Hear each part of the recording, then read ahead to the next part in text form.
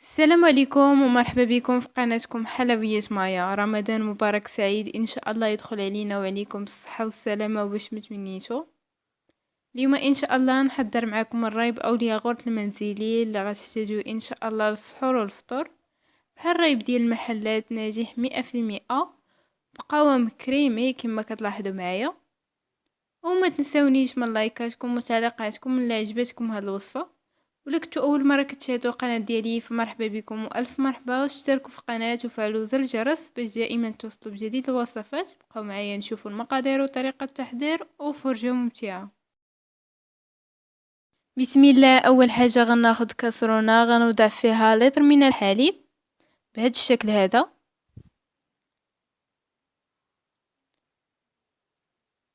وغنضيف كيس من السكر فاني ما يعادل 8 غرام، وغنضيف القليل من السكر ما تعداوش 3 معالق من السكر، من 2 معالق حتى 3 في اللتر، لان السكر حتى هو كيخليه ما يجيناش عاقد الا كثرناه. كنوضع 3 المعالق من السكر وكنحركو جيدا بهذا الشكل هذا. كنحركو جيدا حتى يذوبوا ليا حبيبات السكر، وكنوضع الحليب على النار وكنخليه حتى كيغلى. غير يغلى ما كنخليهش حتى كيفيض، غير يبدا بحال غادي يفيض وكنطفي عليه النار.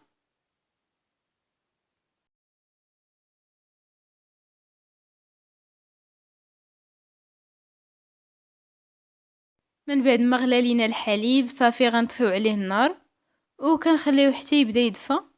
خاصو ضروري ما يبرد لينا واحد شويه، ماشي يبرد كاع، يعني يولي لقسنا الحليب بالاصبع ديالنا ما نتحرقوش. من بعد ما دفى الحليب شويه صافي غنضيف ليه ياغورت بنكهه الفانيلا. تقدروا تستعملوا اي نوع، المهم بشرط انه يكون عاقد ويكون كريمي بهذا الشكل هذا باش يجينا الرايب ديالنا ناجح 100%. صافي وكنحركوا المكونات ديالنا جيدا مع بعض حتى ينسجموا لينا. كنحركوا جيدا. وهنايا غناخد، هذا هو السر اللي غنشارك معكم، كناخد سوبيره اللي ما كانتش متوفره عندكم استعملوا كرتونه، وغنفرش فيها واحد المالطه، كنفرشوا ليها هكا في الداخل ديال هذيك السوبيره، وكنوضعوا فيها الكويسات ديالنا، وكنبدا نعمر الكويسات ديالي بالريب بهذا الشكل هذا. هنايا كما كتشوفوا معايا ضروري كناخد واحد الحاجه اللي تكون غارقه، كنوضع عليها المانطه وكنعمر الكويسات ديالي بهذا الشكل هذا، وكنوضعهم وسط المنطقه اولا المنديل اللي يكون سخون، خصوصا في وقت البرد، لان في وقت البرد كياخذ لينا وقت طويل باش كيروب لينا هذا الريب. اما بالنسبه للصيف فكيروب لينا في وقت قصير، يعني في الصيف كياخذ لينا غير 8 ديال السوايع كيكون جاهز، وبالنسبه لوقت البرد كياخذ ما بين 8 حتى ل 16 ساعه عاد كيوجد لينا. يمكن ليكم تحضروه في الصباح وتناولوه في الليل، او لا يمكن ليكم تحضروه في الليل وتناولوه الغد ليه. صافي بهذا الشكل هذا كنعمروا الكويسات ديالنا بالريب. صافي من بعد ما عمرت الكويسات ديالي غنغطي عليهم بورق الزبده. ممكن تغطيو كل كاس كيس بلاستيكي، انا وضعت غير ورق الزبده. عاده كنغطي عليهم مزيان بالمانطا اولا المنديل اللي يكون ساخن، وكنحاول نغلفو جيدا من الجوانب باش ما يدخلش ليه البرد. وهنايا وضعته في كيس بلاستيكي وغنخليه جانبا. هنايا انا حضرته معاكم بالليل، غنخليه حتى الغد ليه غنوريه ليكم. هنايا تقريبا خدا ليا هذا الريب 10 ديال الساعات في هذا الجو كان واجد. دابا غنزول ليه الكيس البلاستيكي، انا راه مازال مشتو، يعني مباشره غنزول ليه الكيس البلاستيكي والمانطا وغنشوفو معاكم. كما لاحظتوا معايا الطريقه ديال التحضير ديال هذا الريب جد سهله وسريعه، والمكونات ديالو بسيطه وكيجي رائع وناجح 100%. حتى بالنسبة للمبتدئات اللي ما عمرهم ما جربوه، غير يتبعوا المراحل وراه غيتوجد معكم بكل سهولة وغيجيكم ناجح.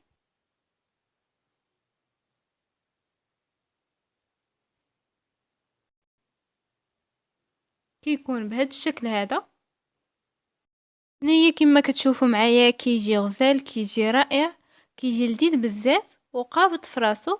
هنايا كما كتشوفوا معايا باقي ما بردش، باقا ما دخلتوش للثلاجه. دابا غنوضعه في بلاطو وغندخلو للثلاجه حتى كيبرد ليا جيدا.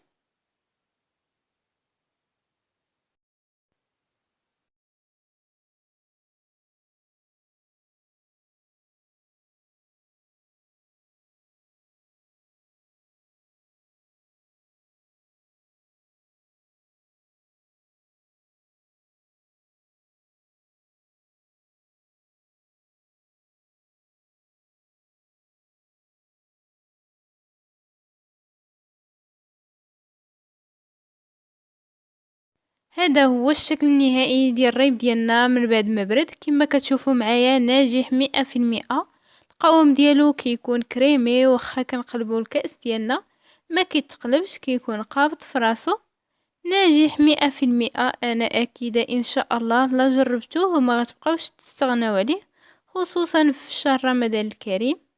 كيجي رائع جدا، المذاق ديالو كيجي هائل.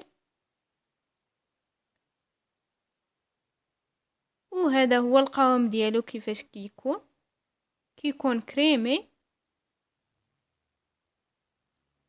كنتمنى فعلا الوصفه ديال اليوم تنال الاعجاب ديالكم، ودعموني بلايكاتكم وتعليقاتكم، وايضا اقتراحاتكم الوصفات اللي بغيتوني نحضر معاكم.